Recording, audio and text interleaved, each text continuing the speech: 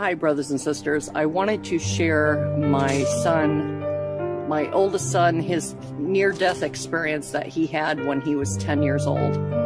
Now, since then, he actually had died when he was 13 years old. And I know I'm going to see him again in heaven. I wanted to tell you that before he actually died, he had a near-death experience in which he was 10 years old and he was dead for a total of 40 minutes. Not 4 minutes, but 40. What happened is he had a near drowning experience. He was gone for 40 minutes, like I said before. When they brought him back to life, they said that he was going to be a vegetable because he went without oxygen for so long, for 40 minutes. And they said there was no way that he would be normal again. Of course, we all know that God can do anything, right? Let's just say my son was not brain dead when they brought him back to life. He was on life support for 5 days, but he pulled through. His mind was perfectly fine. However, his lungs and his heart was not. So that's why he ended up dying 3 years later when he was 13. I am going to get into his near-death experience right now. I'm going to tell you what exactly he told me when he died and when he was brought back, what he told me on the details. This is what he said, okay? He said, Mom, he said, when I was down in the water, I seen this guy walking towards me. He was wearing a white robe. He had long, brown, curly hair, and his eyes were kind of golden. And he had a slash of gold, like a belt around his waist. And I said, who was he? And he says, I think he was Jesus. He said it was the rock and roll dude. And I said, the rock and roll dude? And he said, yeah, well, he kind of looked like a rock and roll dude because of the long hair. And this is coming from a 10-year-old. So as you guys know, kids have an imagination and they sometimes don't know how to express everything they see. But he said, I think it was Jesus. And then at the end of the dream, he said, I know it was Jesus. But what happened is he said, right when he was down in the water, he seen him walking towards him. But then he also seen to the one side of him, he said there was a black hole that had opened up inside the water. And this ugly creature came out and was trying to grab him. And he said, Jesus said to him, he said, go ahead and kick him in the teeth.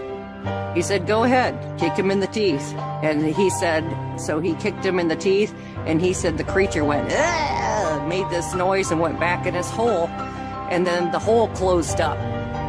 And then he said, Jesus said to him, I know your mother. And he said, I'm going to take you to another place. And he said, grab my hand. And my son said he took his hand. And he said, next thing I knew, Mom, he says, I was flying in the air. He said, I was flying way up in the clouds. And he said, the clouds looked like little cotton balls. And he said, I was flying way up. And we kept on going way, way, way up, past space and past everything. And he said, I could see the planets and that. And he said, he went far, far up. And he said, Jesus took him to this city. And I said, a city? I said, what kind of city was it? And he said, well, everything was kind of crystallized. Like everything looked kind of crystally and shiny. He said the streets were actually paved with gold and they were very shiny and sparkly. And he said there were many mansions there and they were all sparkly and they looked like big castles and just beautiful. And he said everything, all the colors were like more beautiful there than they are here on earth. that there were a lot of babies there. And he said, Mom, I couldn't understand why there were so many babies in this place. He said they had these workers that would take care of these babies until someone in their family had come up there to, you know, take care of them. He said there were workers for everything up in heaven. And he said everybody was loving. He said it was like you were all one big happy family. And he said, Mom, I never felt so much love in a place in my whole entire life. He said, even though I loved you, I didn't want to come back. He said, I was so happy. I felt so much love. He said, I could fly. He said, if I had a thought in my mind, if I thought, well, I wonder if this is going to happen. He said, it was like the answer came to him automatically. He said, it's like when you go to heaven, that your mind is transformed and you instantly have the mind of Jesus. You instantly have powers and you have abilities and things. He said, well, then I asked the rock and roll dude. He said Jesus, but he said the rock and roll dude. He said, then I asked him, what's going to happen, you know, with my mom and my brother and everything. He said he was shown the future. He said he was shown that there was going to be a World War III that was going to take place on the earth. He said his brother was going to get into the army and that his brother was going to get on the wrong side in life, which he's referring to my son Daniel. He said he was going to get on the wrong side in life, but he would figure it out in the end. I asked him, I said, well, where was I during this World War III? He said, you were not on earth. He said, you were already in heaven. Apparently, I'm going to be up in heaven before this happens. He said, with World War III, he said, Mom, he said, people think they're going to have to worry about World War III. He said, that's not what people have to worry about, Mom. He said, there's something bad and evil coming. And I said, oh, really? I said, what's that? And he said, it's the war of the demons, the war of the alien demons. That's what he called them. He's called them alien demons. He said that there were these creatures, these demon alien type creatures. And he said they were evil and they were part of Satan's army, and that Satan was going to wage war upon this world and try to destroy everyone here. And he said, World War III is going to be bad. He said, but it's nothing compared to the war that is coming from the alien demonic beings. He said they were going to come to earth and try to destroy it, and they were going to eat people. This is what he told me. He said they were going to eat people. These demon alien things. And as you know, there are no aliens. They are going to portray themselves as aliens, but they're demons. He said they were demons. He called them demonic aliens, but he said they were demons. They were creatures and they were from Satan. And he said they were going to wage a war upon this earth, and they were going to eat people. And I was like, oh wow, you know. So that was what his experience was, you guys. That's what my son told me. And what is so weird is my other son, he hasn't had his brother in so many years because, you know, he died. It's been like over 16 years that he's been gone.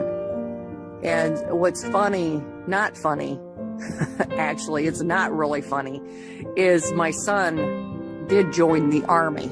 That is actually lining up. He's not in the army now, but he was. So that is actually lining up with exactly what my son told me about what would happen. So I have a feeling what's going to happen is my son, being he was in the army at one time, is going to be drafted when World War III begins. Just wanted to share that with you. And I think the babies, he said there were a lot of babies there. I think those are the babies that are being aborted.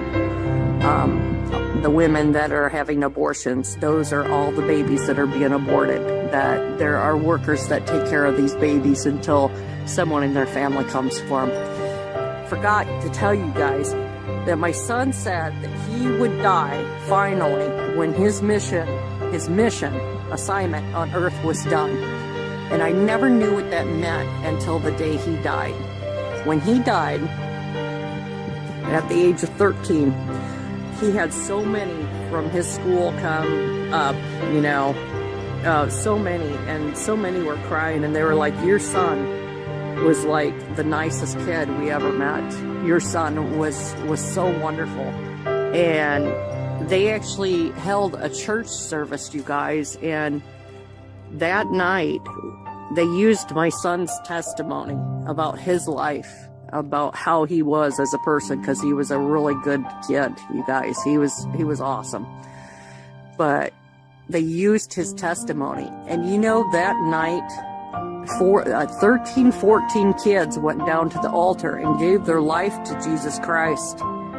So what I'm saying is, my son, he completed his mission at his death, because 14 kids were saved because of his testimony, because of his life, and because of how he lived his life. He was a good kid, and he gave his heart to Jesus when he was a little boy, and he had such a good heart, you guys, and I can't wait to see him again in heaven. I wanted to share that when you die, you're gonna go to heaven or hell. You have got to make a choice. If you don't know Jesus Christ today, ask him into your heart. Ask him into your heart. Ask him into your heart.